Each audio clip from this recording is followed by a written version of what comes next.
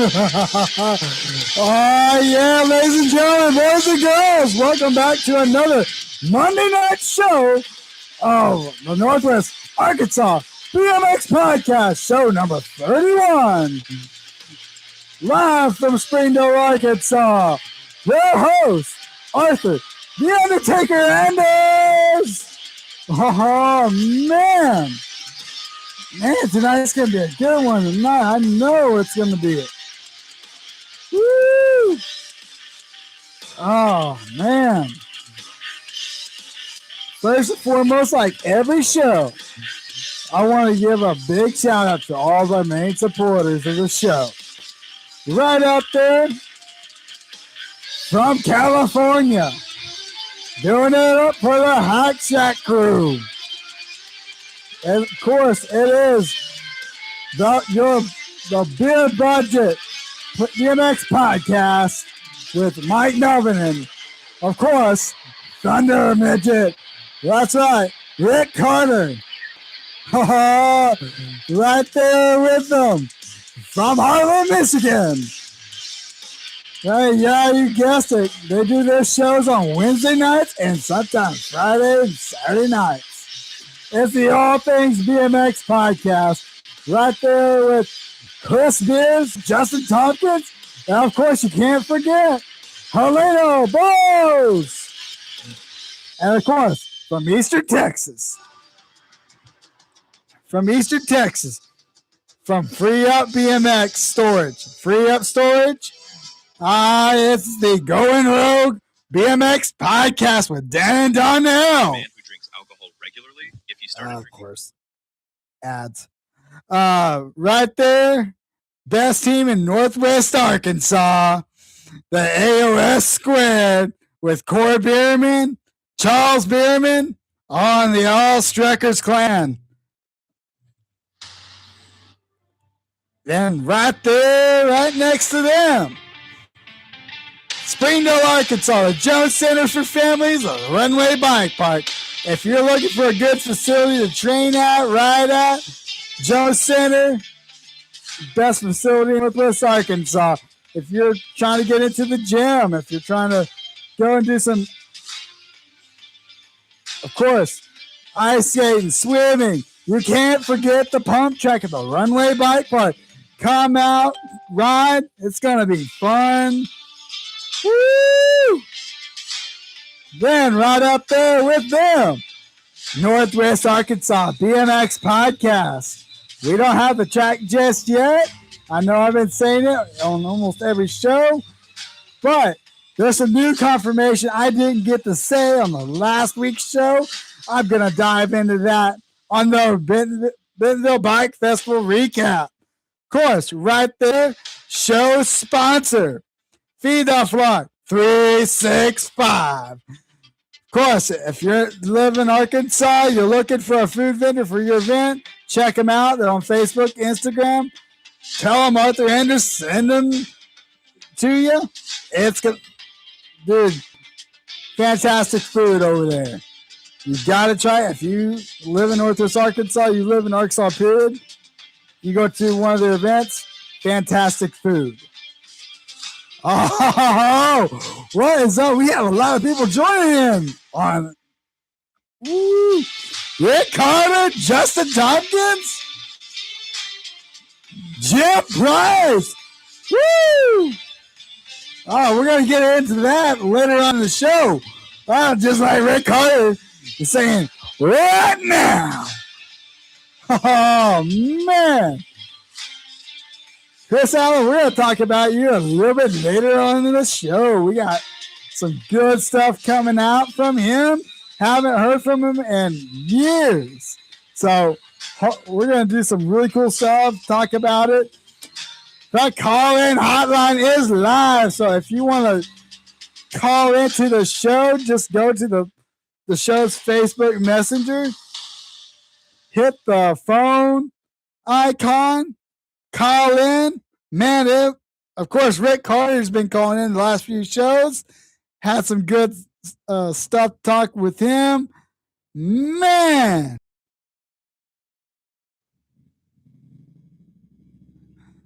Oh man, what a awesome weekend and what an awesome day to do some podcast.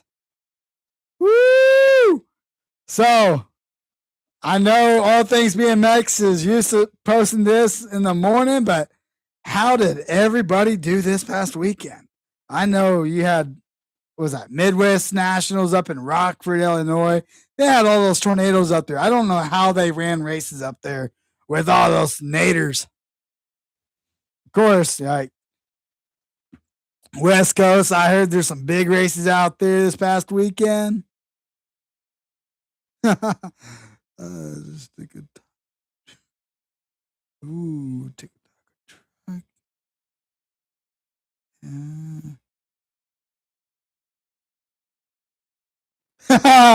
Oh man, Rick, you taking a taco truck? Oh, taco truck. Yeah, spicy. You can't forget them spicy burritos from Kelly. Jim. Oh man, you getting out there at Mays County, Jim? Man, I haven't been out there in a hot minute. I think I've only been out there probably what, 2 times this year? Woo! I bet it's lit with all the glue and slurry that they've been trying to put on the track.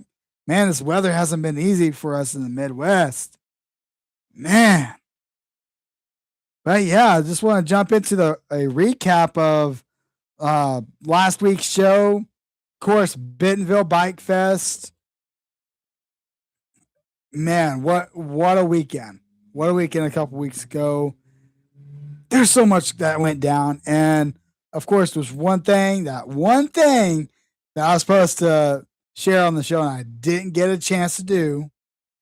But we're going to dive into that too. So, of course, we had elite woman pro Carly Kane showing up on the scene with Huffy and the captain, of course. But it was cool to get to see her race straight rhythm. Of course, winning straight rhythm in the women's division. Man, there's not that many women into the women's division straight rhythm. We got to fix that at some point. Hopefully next year we'll have some elite women pro out there or junior women from the BMX world out there. Hopefully. Of course, Marshall Gurkey. Marshall Gurkey was the talk of the town all weekend long. Of course, doing straight rhythm, going from straight rhythm into signing up just 5 minutes before the competition of Red Bull, double down out there. A lot of cool stuff, a lot of cool tricks with all those guys. Woo! And of course, like I said, the one thing I did not get a chance to announce last week,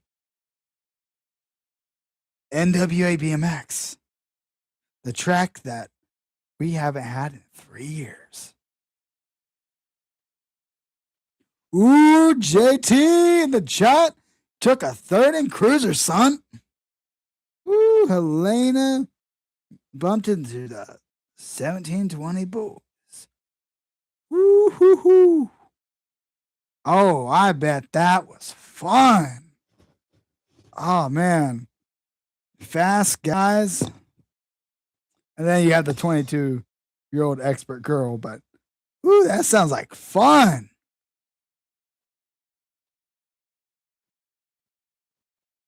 The jumps were insane at Mays County. Woo! Yeah. We're gonna jump into the NWA BMX hotline. So there's some stuff that I don't know if I did a whole live at Bentonville Bike Fest. I don't know if you guys seen it. I don't even remember if it was on the podcast page or my personal page, but I did it. I did a whole walkthrough of Bentonville Bike Fest, and there was at the USA BMX booth, there was a track design sitting on their table. And man, of course, I knew about the track design for months. And I knew it was going to be rad. I knew how it was going to lay out. This one is going to be unique.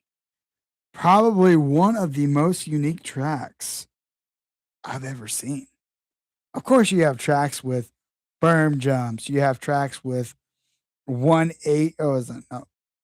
What 360 turns? Circle City BMX down there, I think in Bama. Yeah, this takes me back to the 80s. I wasn't born in the 80s, but all the tracks that I've seen pictures of, this definitely takes it back to the 80s. Oh, oh yeah. So, of course, Bentonville Bike Fest. I got to hang out with USA BMX. They lightly advertised our track. They lightly advertised it because of a small situation going on with the contract between USA BMX and the city of P Ridge.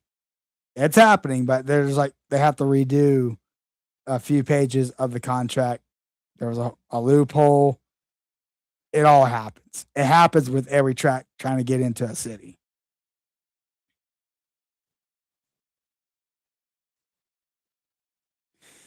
But yeah, anyways, just seeing that layout and seeing it all official, that's awesome.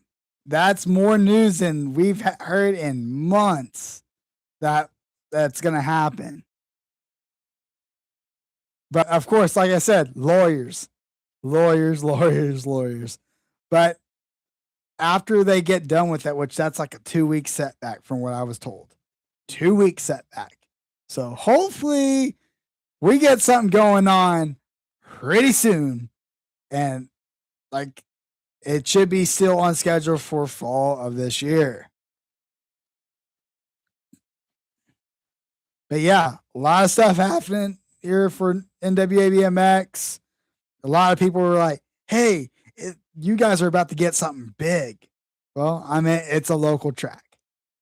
If it's a local track for me, I'm happy.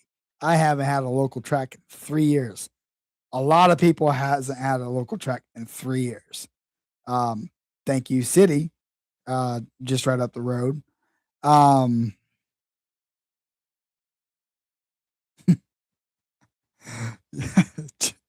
Justin, Rick, you guys are something else. But yeah, so if you guys haven't didn't catch that live a couple weeks ago, go back or I'll actually drop it somewhere in the chat.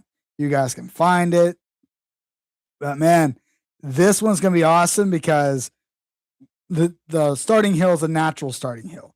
You don't have to add dirt. All you have to do is clear off the pad for the the hill. Man, first turn it will be a right hand turn, but it'll be a like kind of like a 90-degree turn, like back in the 80s. Imagine it like a big capital R just squished.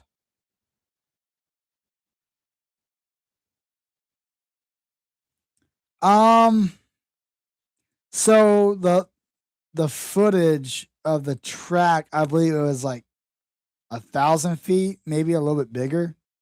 But I meant second straight and third straight, they can do whatever they want with it. I mean, like I said, I've been out there several times, walked it. Man, it's gonna be a good track. It's gonna be probably one of my top 5 favorite once it gets built and everything. Like I said, hopefully we'll have something coming fall of this year. I know of course, Shane Fernandez, he was out there. Um, one of the new guys that they just hired for USA BMX, he was out there. Um, no, so Jim, there's gonna be only 3 turns. There's gonna be only 3 turns to it, and it's gonna be just like, man, me and Strecker, we've been talking about what jumps we should put in on which straight. And if you guys rode our old track NWABMX when it was in Lowell 3 years ago, we had something called fun on the fourth. So And of course,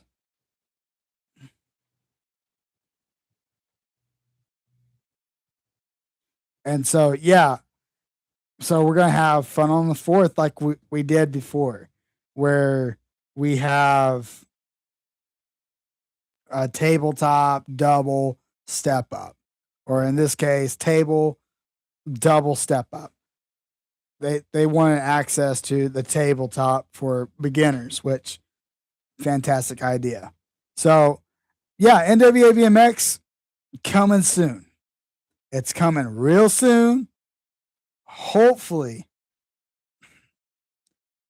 and I wouldn't put money on it, but I would say we're about a few months out. I mean, not just 4 or 5 months out. I would say more 2, 3 months out.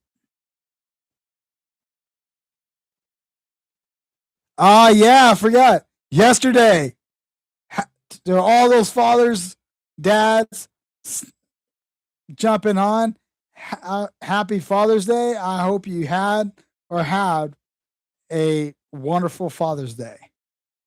And of course, shout out to, like Rick said, shout out to all the district moms for letting us become dads. I'm not a dad yet. So I can't say that, but um, yeah, yeah. Hopefully, we get groundbreaking sometime in August or September. NWA BMX, and I'm guessing Bonsai BMX is it's right now they're in limbo from what I've been seeing lately. So hopefully we get 3 tracks back. I mean, Cabot's been the only track in the state of Arkansas that's been running for the past 3 years. Bonsai got hit by the tornado 3 years ago. We lost our track 3 years ago. So it was a double whammy for both tracks. So yeah, yeah, that's some pretty cool stuff. Like I said, I wish I announced that last week, but like there was so much on last week's notes. I'm like, yeah, I had it in my notes, but I totally forgot about it. But anyway, yeah. So, like I said earlier, Midwest Nationals, Rockford, Illinois. I only got to watch a little bit of it throughout the weekend. Of course, work hasn't really been that nice to me, but I enjoyed the money. But yeah, Midwest Nationals. I seen some of the lowest moto counts, and it's Rockford. A lot of people always talk about Rockford, how awesome it is, and of course, the moto counts are usually over the amount of motos they had this past weekend. And of course, I tuned in to Beer Budget last night, listening in on that, and yeah, yeah, it's the last few years it hasn't been that pretty for BMX racing. You know, let's think about the motor counts from 2017. 2017, I think it was one of the highest years for motor counts at nationals that I can remember. And heck, I could be wrong, but between 2017 to say to now, well, 2017 to 2020, pre-COVID, numbers was right there.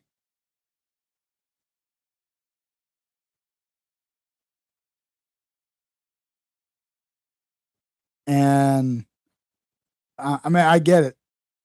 After COVID, there was 3 solid years where there was BMX was blooming like I've never seen it before.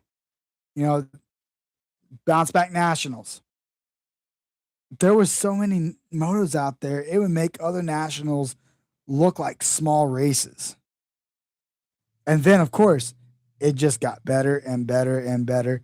I think 2020 to 2021 is where they had almost 1,000 motos at Grands.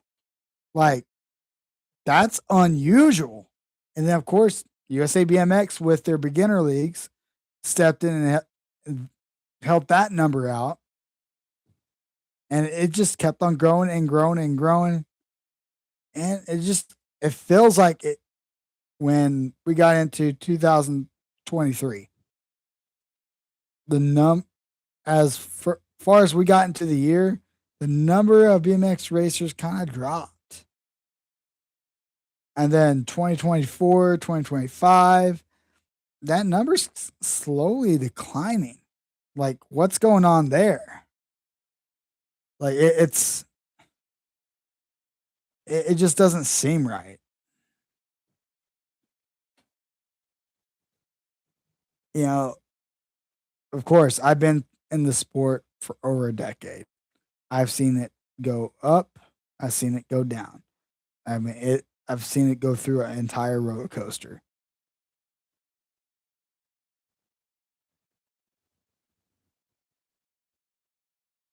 And it's interesting that it's going into another phase.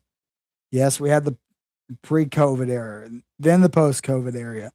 Now we're going into that one phase before the COVID, where it was slowly either declining or growing.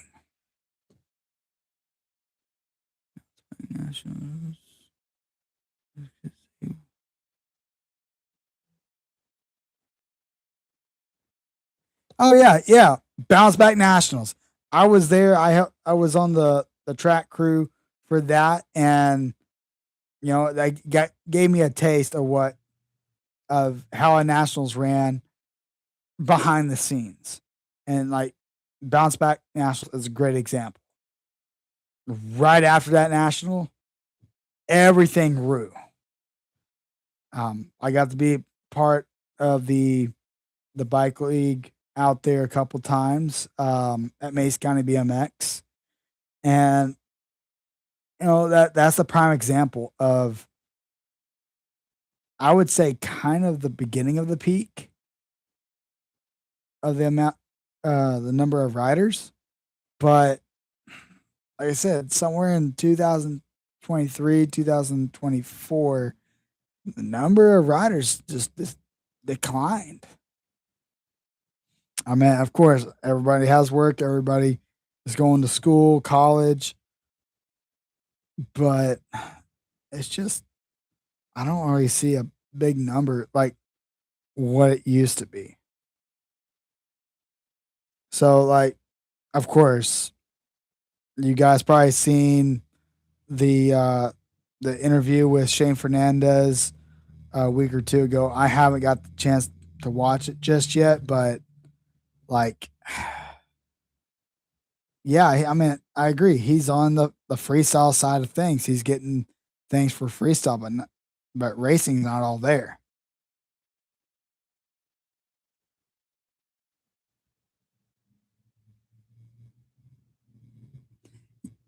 Yeah, I agree, Rick. I mean, we got to spread the nationals out. There should be west, central, and east. Have at least what, four nationals apiece. I mean, that sounds fair to me. It We should have more than what, keep grands. I kind of want, like I said, to go back to sooner nationals, but that's just me. But of course, Mid America Nationals, all through, of course, was that was it national up there in Minnesota? They had it at Rum River this year. But yeah, spread out the national count. I mean, it doesn't have to exceed 12 national races. They're just continuing upping the prices. And of course, transponders. That's a big thing.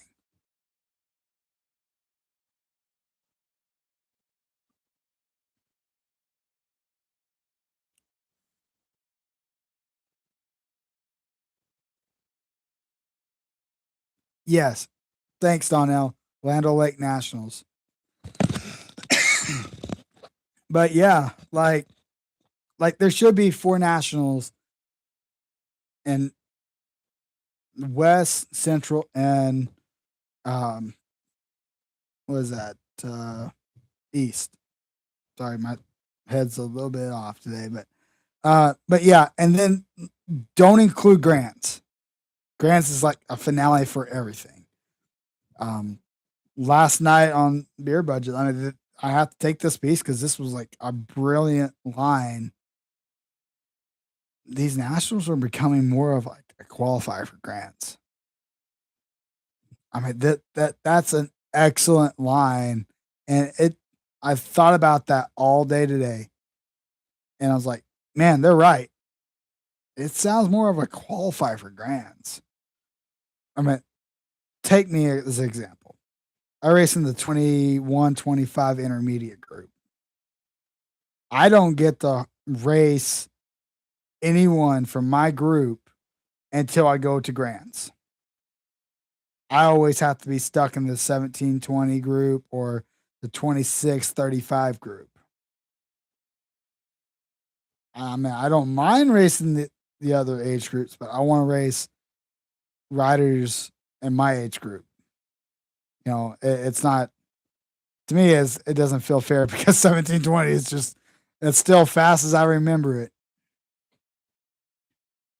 I'm about to move up to the next age bracket anyway, so um but yeah, like what do you guys think that needs to be done to fix this issue of the moto counts? Because like there has to be a way to fix it. And of course, is it flow? Is it the transponders? Or is it Rick Carter's district moms?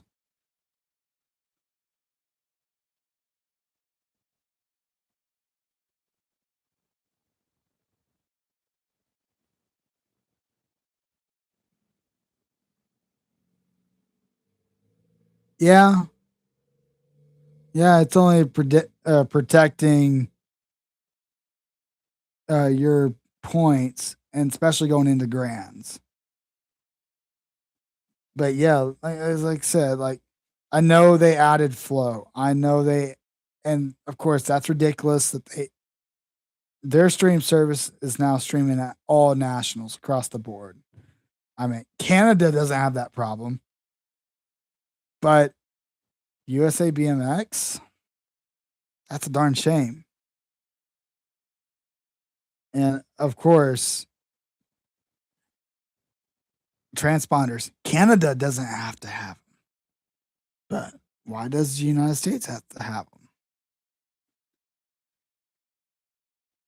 them? Yeah, exactly, Justin. Like, it, look, I've been having that problem for a long time where I have to race out of my own group. Um, for a long time, I didn't have a 21-25 intermediate group. It took a long time. I can go to the Rock, show up, sign up for both mixed open and class. With this new rule of 8 or less riders go straight to the main, it's a main event every single time. Like it, I, I'm only racing the people in that group, but to me, I'm just racing myself, and I'm not like I don't really feel competitive when it's less than 8 guys in the group.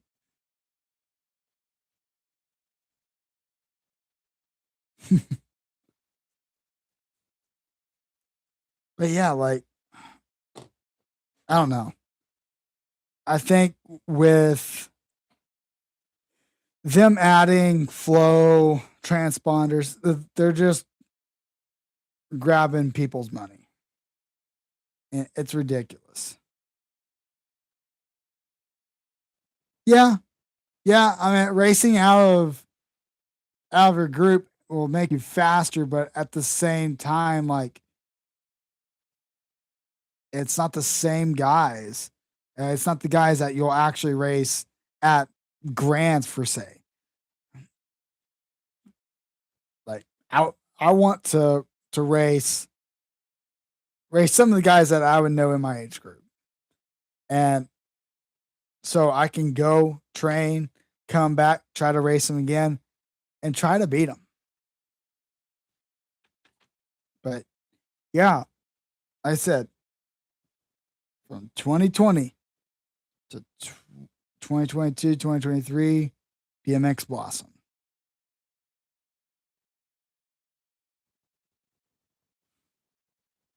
And of course, like a lot of people are saying, and of course, this discussion's popped up so many times over the last 2 years. Some people say BMX is dead. A lot of people say no, BMX is not dead. It's just in one of those phases, in which I do agree. It's in one of those phases. Like I said, I've raced over a decade, and I've seen the ups and downs of racing across the board.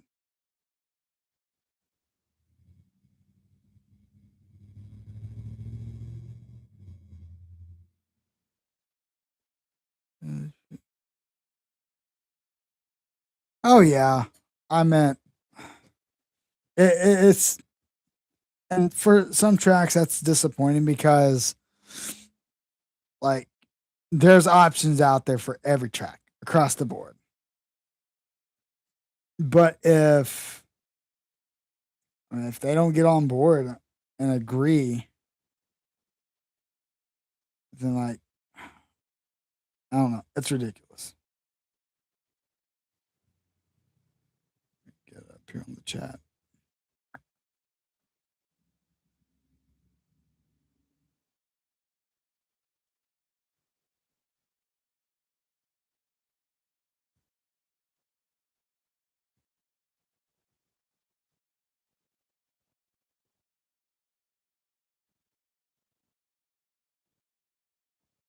Hmm.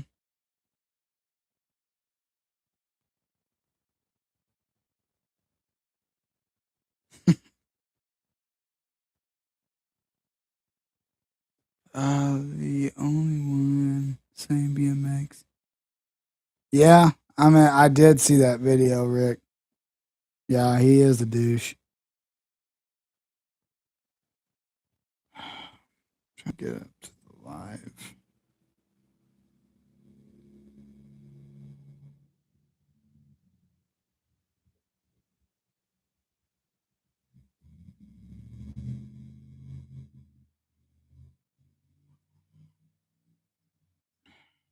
Jeez. Oh well. It's not even caught up yet. Oh well. Whatever. But yeah, jeez, yeah.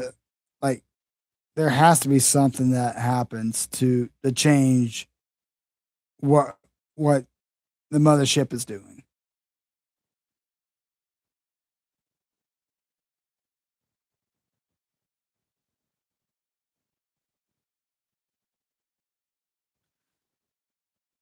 Yeah, I mean, I do agree with Justin. Like, it'll make you faster, but at the same time, like,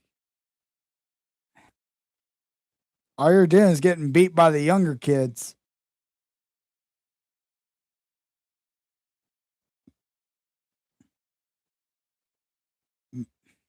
I mean, it's just it's really disappointing that stuff like this happens. I mean, I've seen it. I've seen it all. I'm not surprised at this point. But you know, when come on the show, I talk about the positive. I talk about the negative points, but you know, some of them can't resist their negative.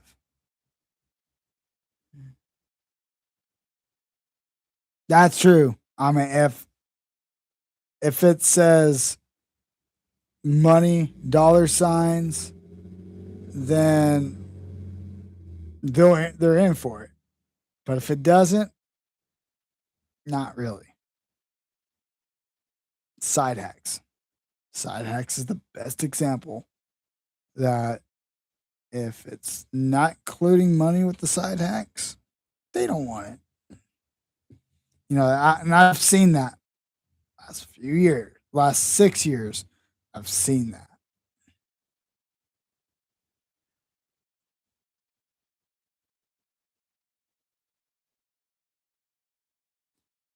Donnell is absolutely right. If you want to grow the sport, you have to have a track worth visiting. You have to have a fantastic track environment. All the volunteers at the track, like that's the way to go. Mays County.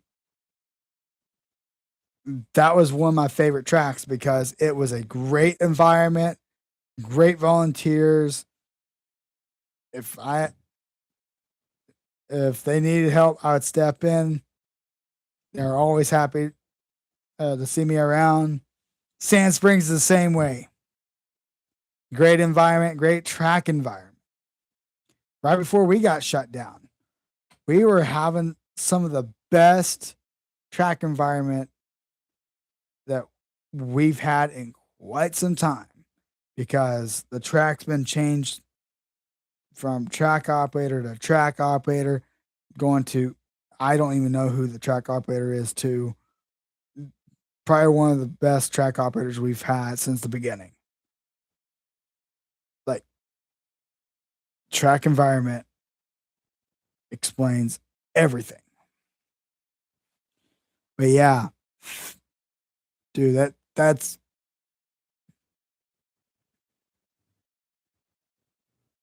yeah, it's vital. And Donnell, you put it in the probably the best way possible there. Because I've been to tracks that it was not really worth coming back. What's up, Holly Dunn? Oh man. Arizona Hall of Fame legend. Oh man, she's jumping on the chat. Woo! And of course,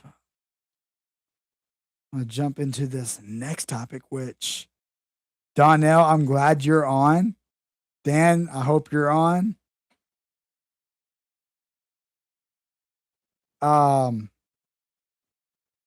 Because you guys know exactly what this next thing is. If you guys haven't been watching the show for the past 2 months that they've been promoting this, we've talked about it last week. Had something happen during the show, which it was very unexpected. Side hack showdown. Cargill Park BMX, Shreveport, Louisiana. Whoa! It is this weekend. Man, if you guys are down in the Louisiana area, check it out.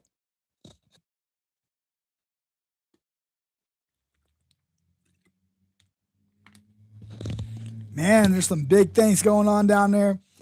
Big shout out to Going Rogue BMX podcast. Of course, Cargill Park BMX, the track operator there. What was that? Bikes, etc. Big shout out. Oh, that sounds like fun. Podcast with Going Rogue. I'm down. Oh, man.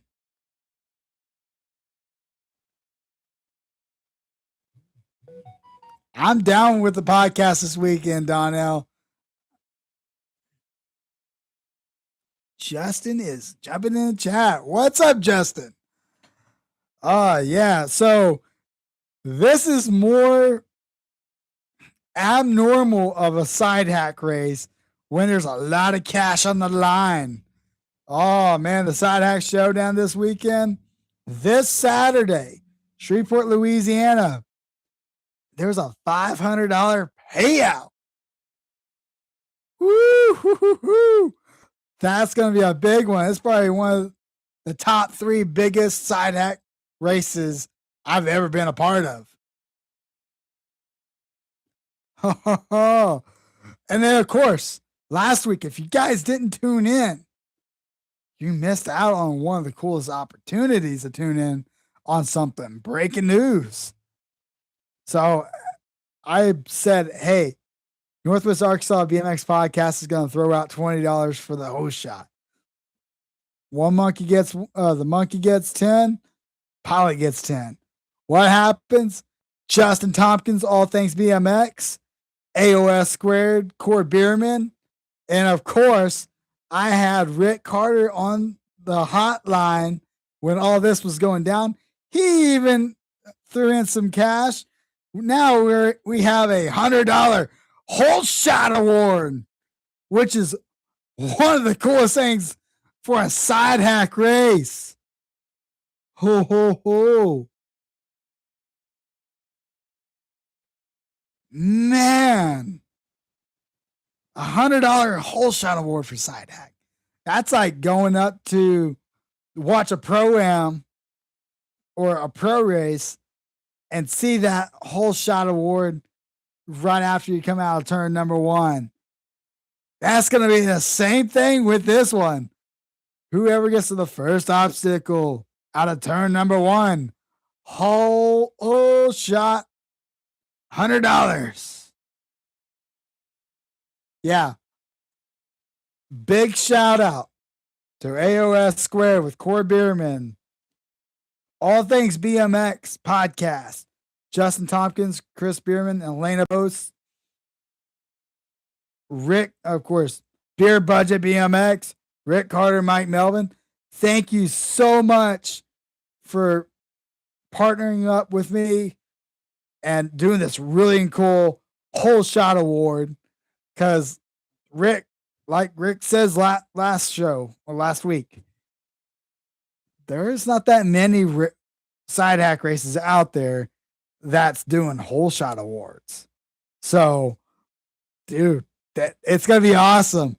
So on top of that, $50 for the best side hack.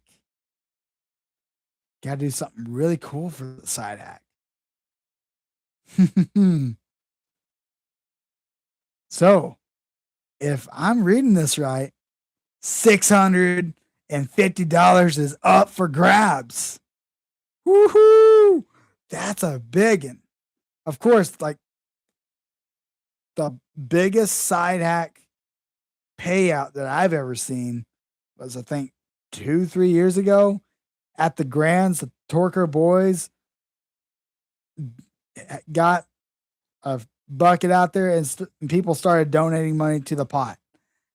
I think it got up to like close to $2,000.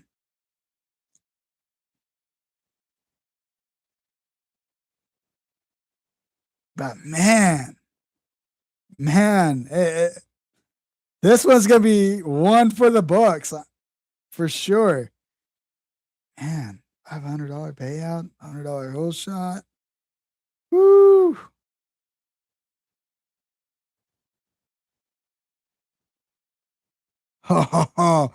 And who knows? I might be going live during some of the racing. I'll just have somebody hold my phone while I do the side hack, or I can duct tape the phone and have it live. That's going to be fun. Either way, this Saturday is going to be fun with the side hack showdown. Once again, big shout out to Dan Donnell going rogue, the track operator, Cargill Park BMX. Man, this one's gonna be fun. Of course, just getting off Coop Fest a few weeks ago. Now to this, oh, I can't wait. Woo. Of course, we got some shows coming up this week. Of course, right after this show. From Dan and Donnell, Going Rogue BMX podcast. They will be on tonight, 8 o'clock, right after the show. And of course, they have a special guest. They didn't get a chance to do a show last week. Uh oh. Is the hotline's on? Who is this going to be?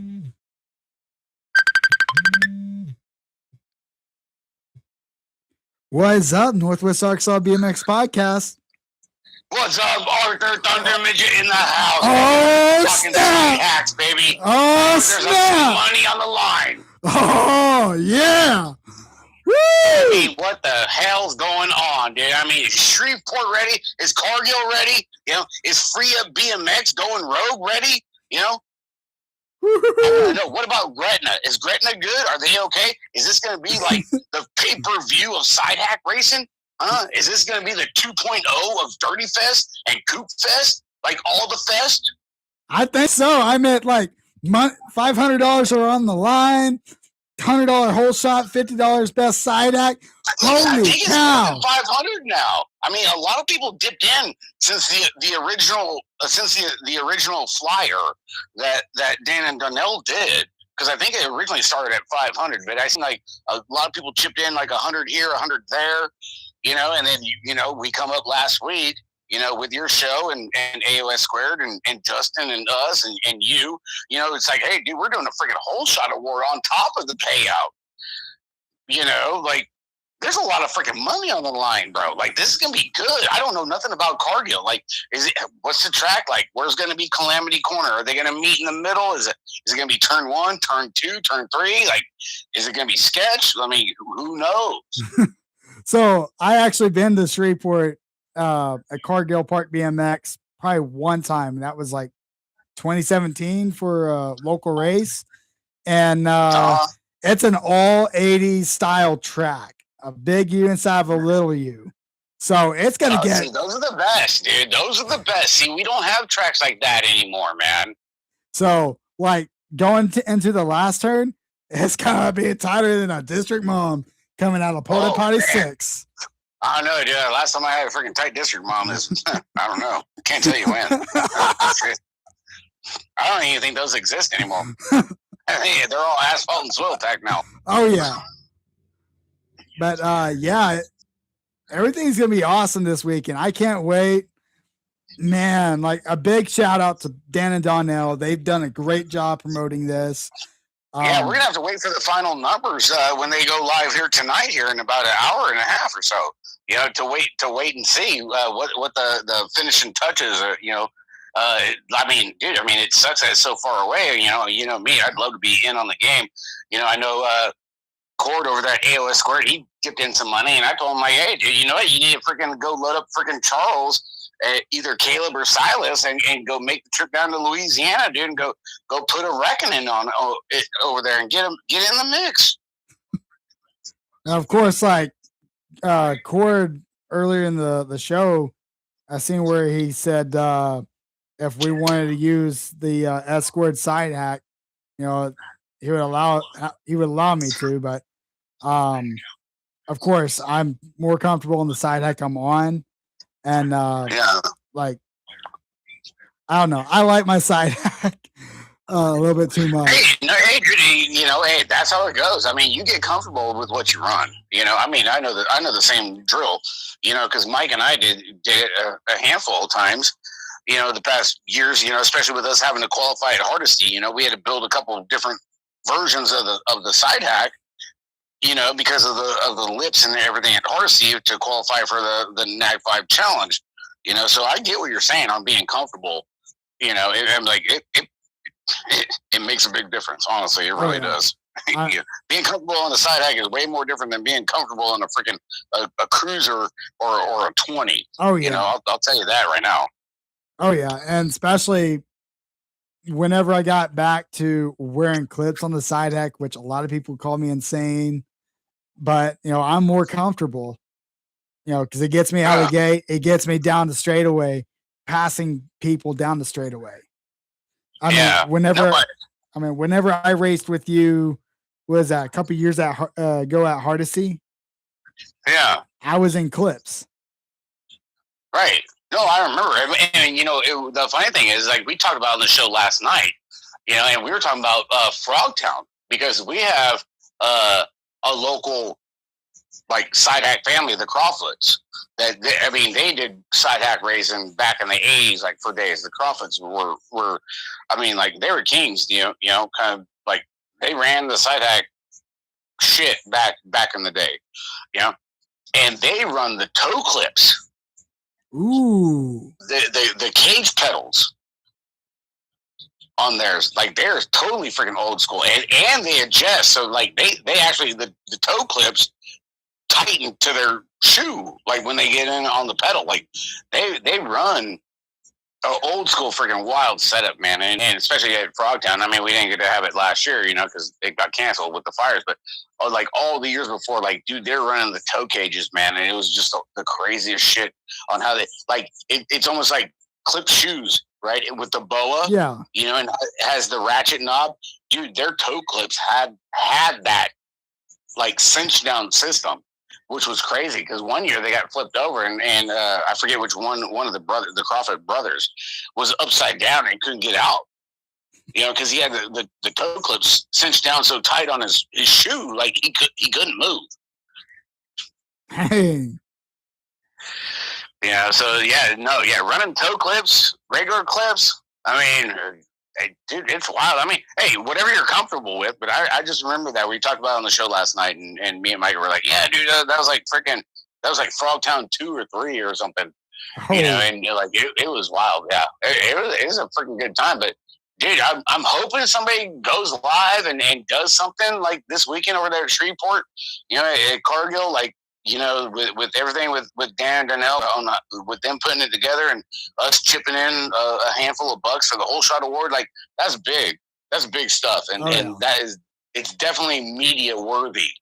Oh, it needs to get out there. We need more tracks doing stuff like this. Honestly, we really do. Yeah, I mean, like, Sand Springs, great track. They're side hack friendly. Hardesty, yeah, we've had side hack races there, but not so side hack friendly. Dude, it's like bumper cars at Chuck E. Cheese, dude, at Hardesty, dog. It ain't the greatest. Yeah, but like we talked about last week, when I called in, was, dude, side hack racing at freaking Sand Springs was dope. Like, that shit was great. I mean, too bad we were freezing our asses off because it was like 20 degrees outside, but still, like, it was good. Like, the racing was fire. But I mean, I would like to see how this weekend goes at Cargill. I've never done side hack at Cargill. Man, I wish the track was kind of like Guy Cooper's. I don't know. Yeah. Is it slow tacked? Is it slurried? Asphalt? Like, what is it? I believe it might be glued or it might be slurried. I'm not sure, but I know. Really? I know turn 1 is asphalt. They just redid the asphalt. See, I've never done any tracks in Louisiana. The only time I've gone to Louisiana is for the Cajun Nationals. Yeah. So I don't know nothing about any of the tracks over there in Louisiana. It's not like being at Grants for a week where it's like you can go to Yukon, you can go to Sand Springs and go hit a track here and there throughout the week while you're at Grants. So I've never had that opportunity to go and experience any other tracks over there in Louisiana. So that's why I was just asking. I don't even know what the layout is over there. But yeah, it's like the first turn is like a left-hand turn. Like I said, it's a big sweeper turn, a big U instead of a little U. Okay. All right. And from the pictures I've recently seen the last couple weeks, it looks like they built up some of the jumps, but some of them were kind of the same since I was there. But I mean, whoever comes out of that gate and gets across the big tabletop, which is the first obstacle down the first straightaway, man, it's going to be insane on who gets that turn first. Now, is Cargill, is that Gretna's home track? No. So Gretna is down towards New Orleans. Oh, okay, all right, gotcha. Okay, Shreveport's For that like tucked in northwest city. yeah, But gotcha. I'm wondering if both Gretna teams are going to be there. I don't know. It's gonna be interesting. I mean, I'm like, hey, dude, I'm having a good time checking in on your show. Hey, I love my Mondays because today's my Saturday, and then we got freaking going rogue here in about an hour or so. I'm waiting to see what Dan and Donnell say about it. Yeah. Because I'm sure they got a lot of good playing cards on what's going down this weekend. Oh yeah. Over there. And it should be a freaking doozy. Do you got a monkey yet? Because you put out your post was actually pretty freaking great, Arthur. It had that freaking that WWE kind of feel. It's like you got a mystery tag team partner, dude. It's like question mark, who's the monkey for Arthur? I'm like, oh. I'm like, okay, here we go. Like, who's Arthur gonna have as his monkey, dude? So, like, I don't have an official monkey just yet. Of course, my monkey that I'm used to having, he won't be able to make the trip down, unfortunately. But like, I wish he could because then I wouldn't have to worry about my monkey like flying off the side hack. Right. But hey, it happens, dude. But anyways, yeah. So Dan and Donnell, I think they picked out like 3 or 4 monkeys, and of course, I got to get down there before the practice starts, so I could figure out who's going to be with me, who ain't. So yeah. No, I get you, dude. But of course, I'm going to show up full 90s Undertaker. That's what's up. Hell yeah. Full Hell 90s. Yeah. In the blue, the purple gear. Yeah, you gotta have that, dude. That's a good throwback right there. You gotta do that. And of course, the award belts for the Heatwave series from last year. You seen it in the picture. WWE style belt. I got another WWE belt. That'll be bringing, so we get to have that WWE theme. Well, that's belts undisputed. I mean, who started all that was Chris Allen, dude. Oh yeah, Chris Allen's the one. Me and Justin Tompkins, we got to present those belts at freaking Grands back in 2020, dude. And them belts are no joke. They heavy, dude. And I do remember that at Grands 2020. I do. Dude, man, it's like you feel like you're in the middle of pay-per-view, dude. I'm just sitting there waiting for Gorilla Monsoon and Mean Gene Okerlund, dude, and you're intercontinental champion. Like, you're holding these belts, bro. Like, they're hefty, dude. They are no joke. So I'm kind of actually wondering, and Dan and Donnell might be online. I'm not sure, but I'm wondering if there's going to be entrance music. There should be. I think each team. We'll find out.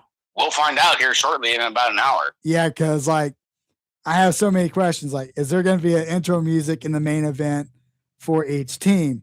Is there going to be? How are they going to select gates? Are they going to do poker cards? Are they going to do just random drawings? Like, all right. No, those are all good, solid questions. I mean. Hey, the good thing is at least you guys got an 8-man gate compared to like Dirty Fest. Dirty Fest, we had a 6-man gate, and all our rounds were 3. Were riders of 3, right? Yeah. For knockout rounds, and then we went in with a 4-man gate for mains, and Dirty Fest is only wide enough barely for freaking 3 of us. I mean, that's what happened going into turn 1 with the Torker boys being on the shit end of the stick, like. Turn 1 was only so freaking wide, and you can't take 4 side acts side by side going into turn 1. Yeah. I mean, there's tracks there's some tracks out there you can't go side by side with 2 side hacks going in on turn 1. You know what I mean? Yeah. But no, I'm curious, and I really want to see some videos because like it sucks. Like I really want to be there, and then like I want to watch the video. I mean, of course, hopefully somebody does take video. Because I'm going to be at work while all this is happening. So I definitely want to chime in and talk about it on the show next week for sure. Oh, yeah. It's going to be a big topic on your show on Sunday. It's going to be a big topic on this show next Monday. I mean, it's going to be a big topic throughout like 3 or 4 shows. Yeah, well, the side hack, side hack series racing is actually thriving more than it's thriving more than the national numbers. There's more and more side hack races going on. With Coop Fest, Dirty Fest. With Cargill. There's a handful up there at Cat Mountain in New York. They run a side hack series during their state series over there in the Northeast. Which a lot of people don't know. They run a side hack series during their state series up there in New York. They do a fantastic job up there. So it looks like Donnell's doing all the video, social media stuff on the event. So it sounds like, man, that's gonna be awesome. There's gonna be a lot of media. It deserves a lot of media. I mean, look, it does. It really does. I mean, the whole shot award. If you go, like I said earlier, if you go to a pro race or a pro am and you see a whole shot, say like 250 or something like that, you go to a side hack race and you don't see a whole shot award, which is crazy. Hey, this is actually history in the making. There's never been a whole shot award for a side hack race, and right now, like we between you, us at Beer Budget, me, Mikey, Justin over there at All Things, Cord over at AOS Squared. Like, this is the first time, for one time only. Whole shot award for freaking side hacks, dude. Like, that's saying something. That's a big push in the arm right there. That is huge.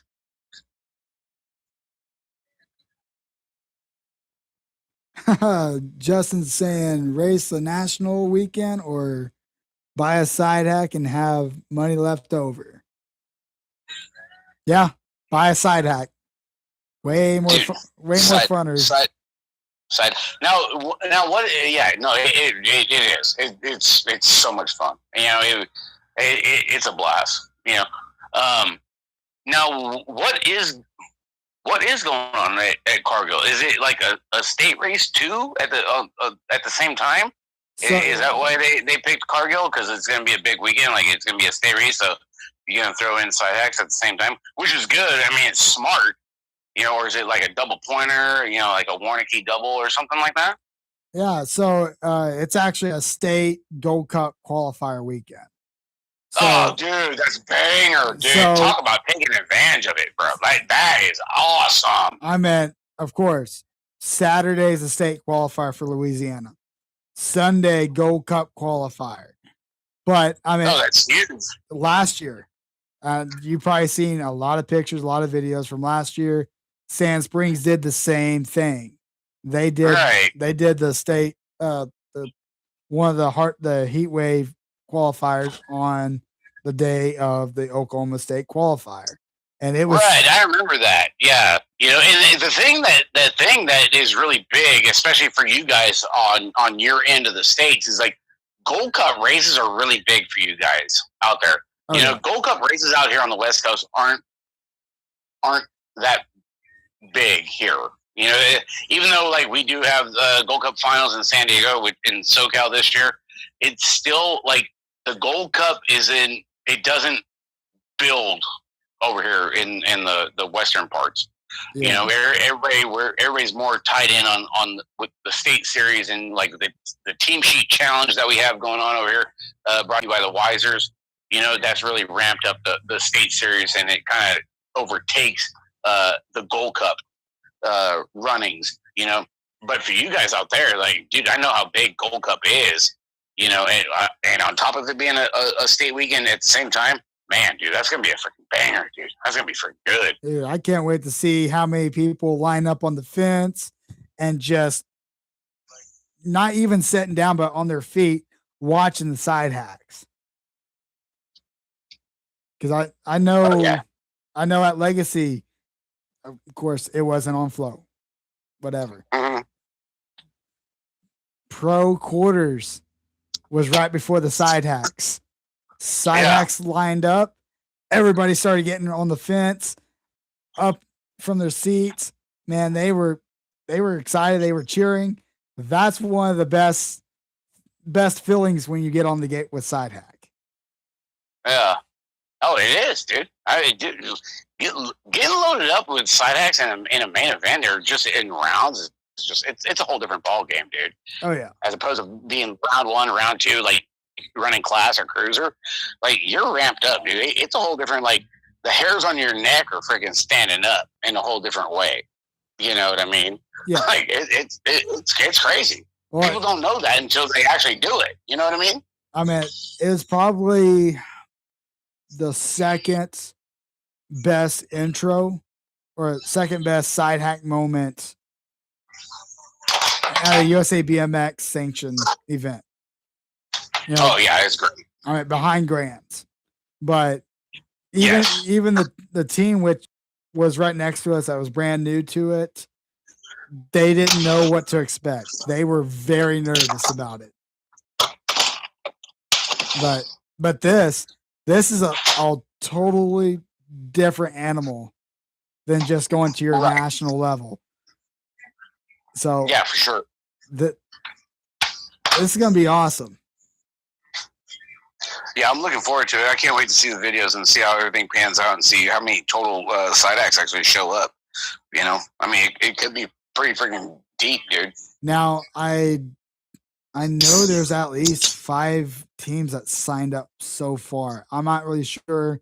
Donnell, you could probably tell us a little bit better.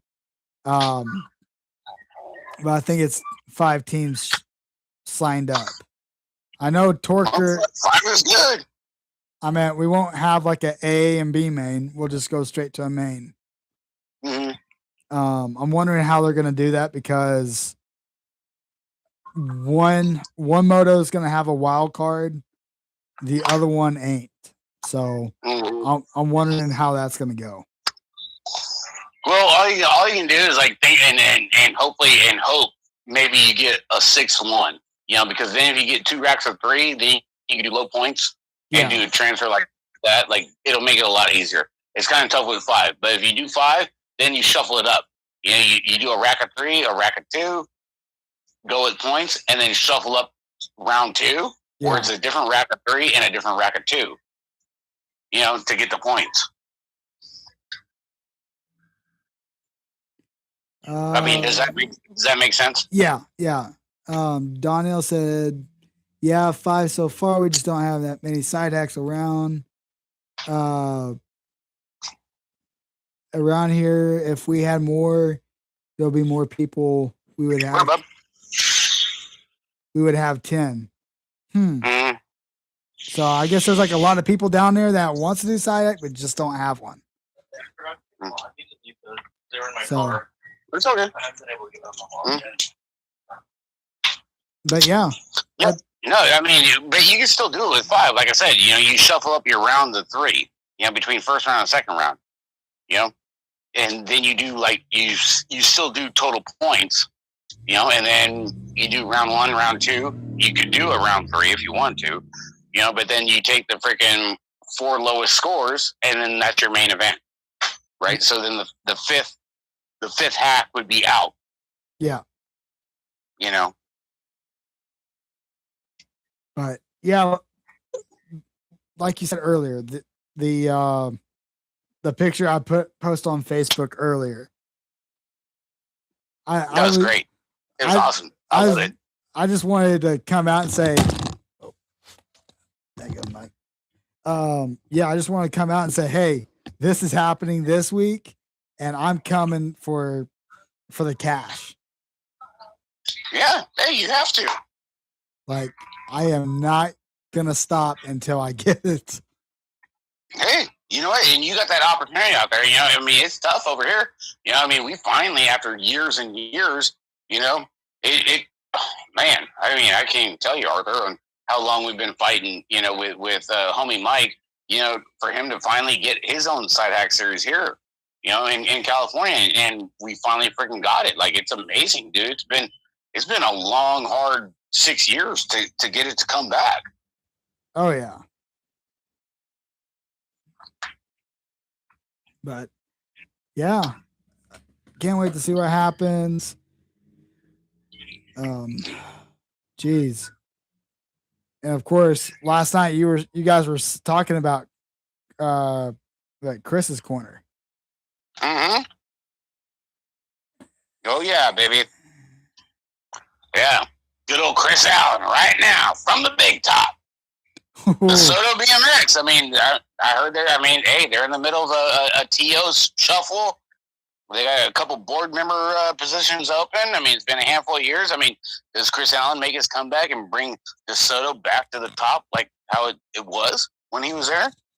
That would be awesome because I mean, Chris Allen was a big part in us doing the show, and same thing with Justin Tompkins over there at All Things BMX. I mean, we're all great friends and everything, and we got to work with him graciously on a handful of projects, and went to DeSoto for a handful of times, for the Super Nationals that he hosted out there at the time when he was at the helm, with his lovely bride, Chrissy, and usually DeSoto was always a stop too on the way to Grands.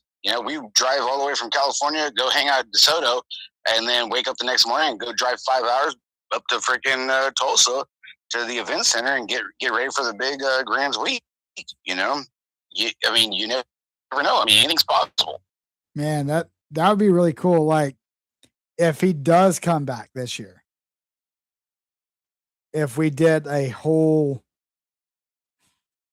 something like the mixed open show that we did for Grands last year, have every single podcaster for a podcaster meetup at the Grands.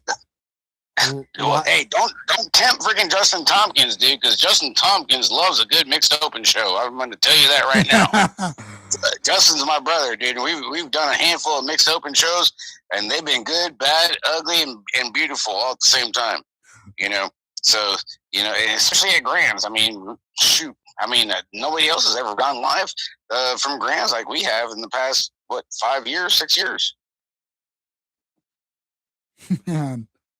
Might have to change that this year. I might have to get a 10x10 tent just to go live and change that up. Well, there should be some kind of like a media row at Grands. Oh, yeah, especially with the way things are ramping up and doing. Nowadays, there needs to be like a media row. Because a lot of people do a lot of social media, a lot of interviews. Especially like with the like breaking news of new products, like Huffy with the new Primus frame, hopefully Huffy gets in for Golden Crank for frame of the year. This year they got hosed last year. I mean, Huffy should have been in it. You can't keep doing frame of the year of frames that have been out for the past 5-6 years. It's got to be something freaking new. And Huffy's the only one that's actually had a new frame. Oh yeah. So I don't know. I mean, that's just my opinion. Supercross. Bill Ryan does a hell of a job. He's got great frames. My kids have ridden Supercross. And they've ridden Riffs too for Rich Pelton over there at Tangent too. I mean, they're all good freaking bikes. But I think that the Golden Crank thing for frame of the year has got to be something. It's got to be looked at a little bit differently. I think. Because you got like Inspires out there, Common Soul. Common Soul's got only a handful of BMX bikes out there, and they come from the downhill mountain bike world. So I don't know. It is what it is.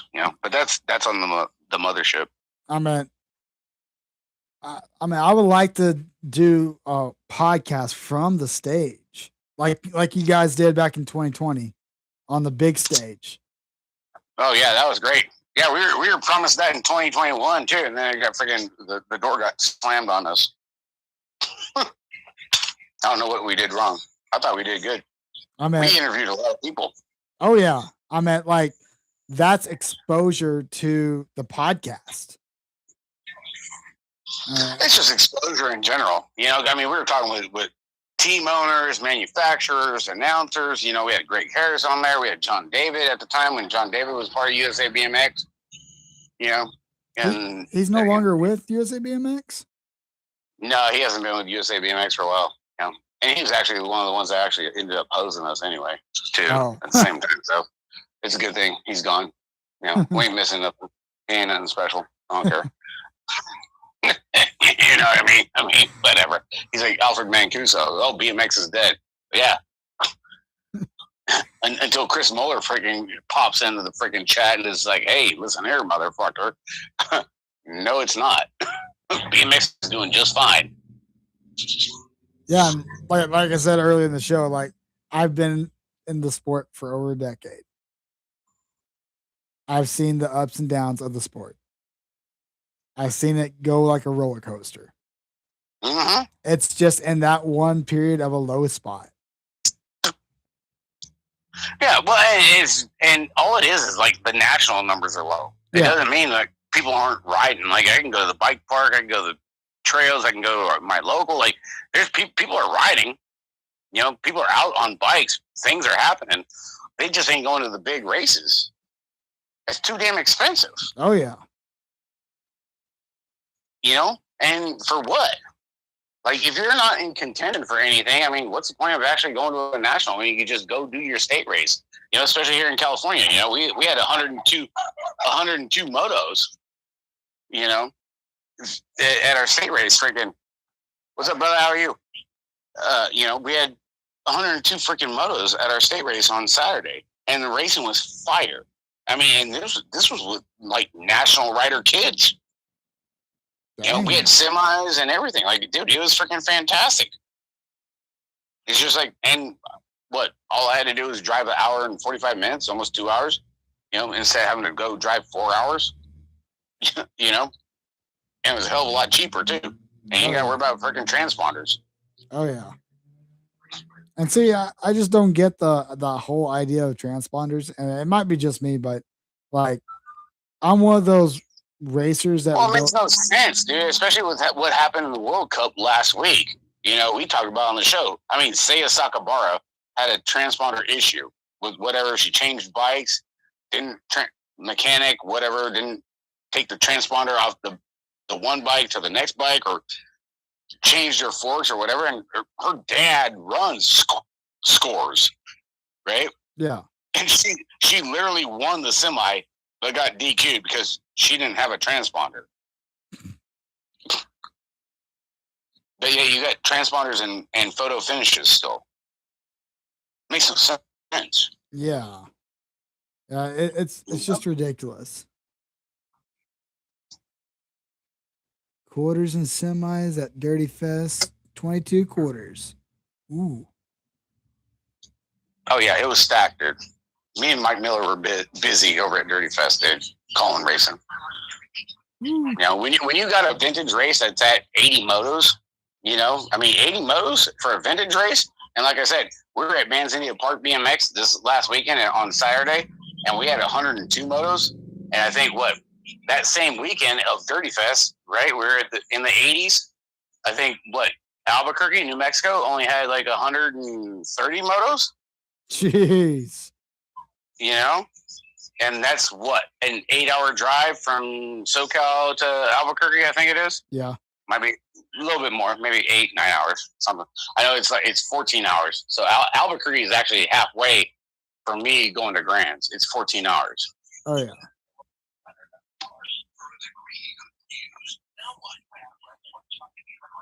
But yeah, but of course we have the 1-year anniversary coming up in a couple weeks, which that's gonna be fire. Yeah, I'm gonna jump off, Arthur. Let you get back to the show, dude. I just wanted to call in and everything and pump up the whole side act thing. I'm looking forward to it. The side act showdown. You know, with all of us jumping in and with money on the line, like I'm really stoked and can't wait to see how it all pans out and looking forward to Dan and Darnell tonight, you know, with Tanner on the show, you know, after you get off. So I'm gonna jump off and let you finish up the show and then get ready for going rogue, dude. Oh yeah. Thanks for calling in, man. Always, brother, always, dude. I appreciate you, Arthur. You're doing a hell of a job, dude, and your show keeps on building, man. You're doing a fantastic job, dude, and I love you, big guy. All right. Well, I'll talk to you later, dude. All right. See you. Man, Rick Carter coming in on the hotline tonight, and it was fire. Woo! Man. But like I said, 1 year anniversary is coming up in 2 weeks.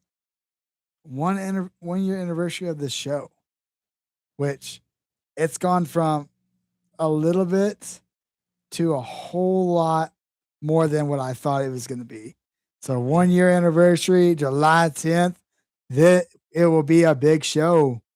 And of course, the spots for calling guests, they're open. So PM me, message me if you want to get in on that. That's going to be July 10th. I think it's like a Friday night. I don't know if All Things BMX is going to go live that night or not.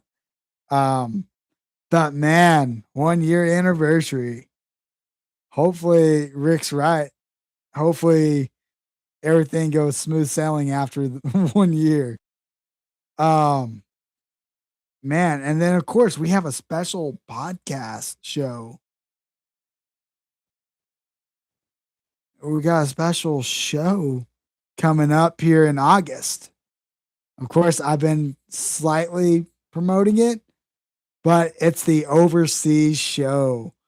For those that don't know, I'm actually going to be on a 2.5 week vacation coming up in August. And I thought, why not take the show with me when I go over to Japan? I think that would be awesome. So, August 1st, 6 o'clock, we're going to have a show, and that would be the Osaka show. Then, our second show, we're having 2 shows, not just one, 2 shows. August 10th, 6 o'clock. And that would be coming live from Tokyo, Japan.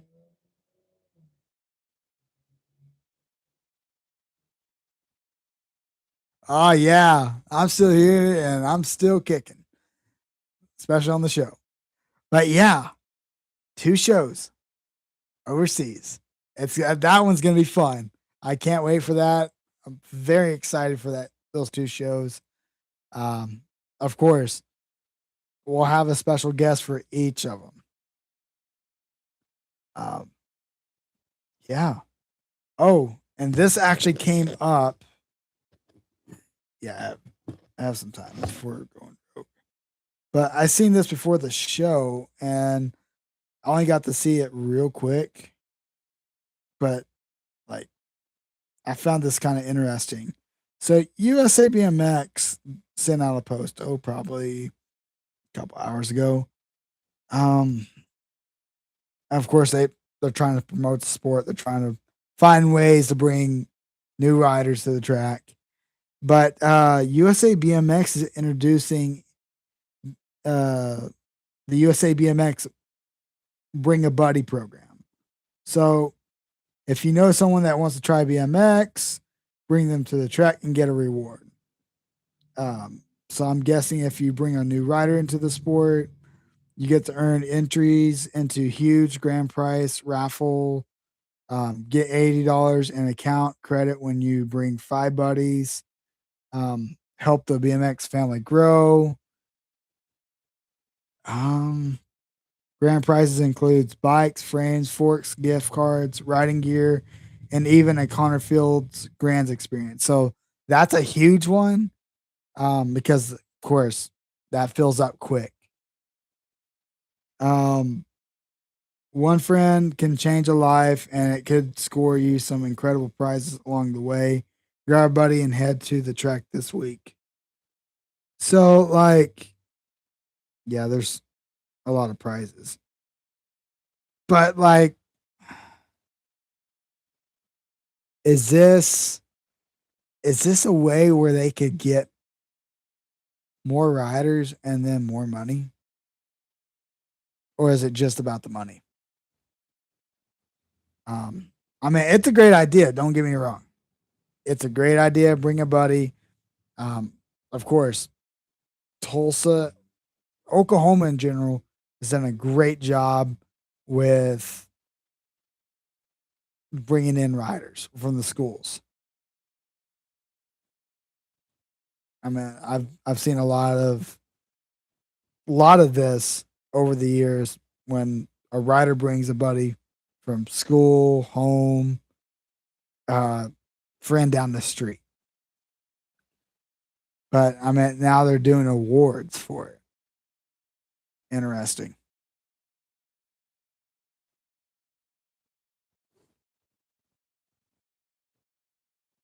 Yeah, that's very interesting. I like to see how that actually plays during the rest of this year. Like, it'd be something that anybody interested in that will keep an eye on. But yeah, I think that's about it. Going Rogue tonight, 8 o'clock. The family of Tanner. That sounds like that's gonna be an incredible story.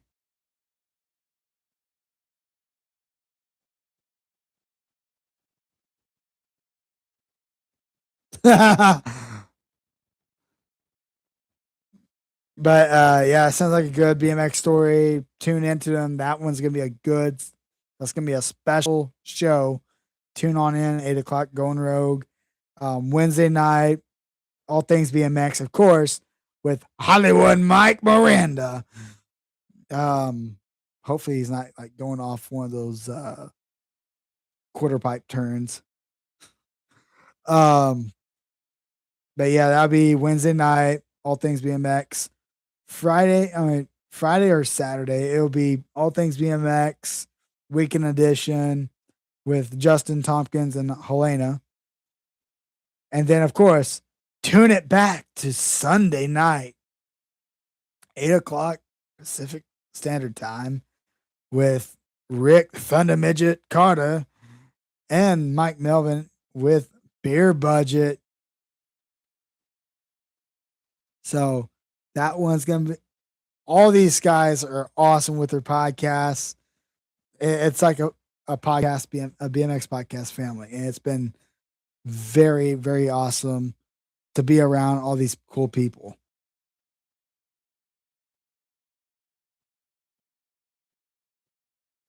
So, but anyways, I'm going to jump off here. Get ready for Going Rogue BMX podcast with Dan and Donnell. Hopefully they'll have some news about the side hack race coming up. Man, it's gonna be awesome. I can't wait to be down there, and finally meet Dan and Donnell in person. And man, it's gonna be awesome. It's gonna be fun. I can't wait to do it this weekend.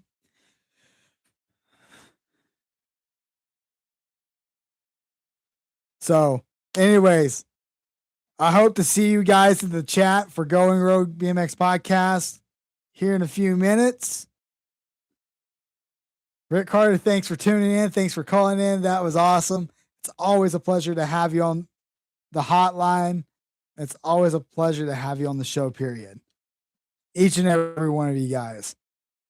Always, the hotline's always open. If you have topics, send them in. Some juicy topics, and send them in.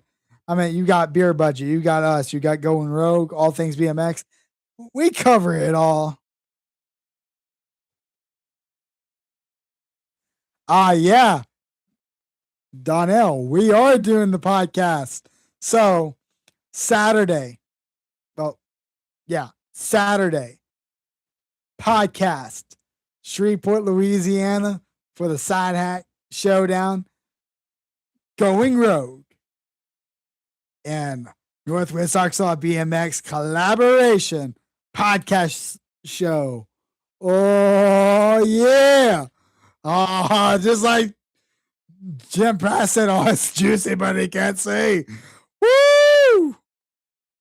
But anyways, guys, hope to see you guys Saturday for the collaboration show.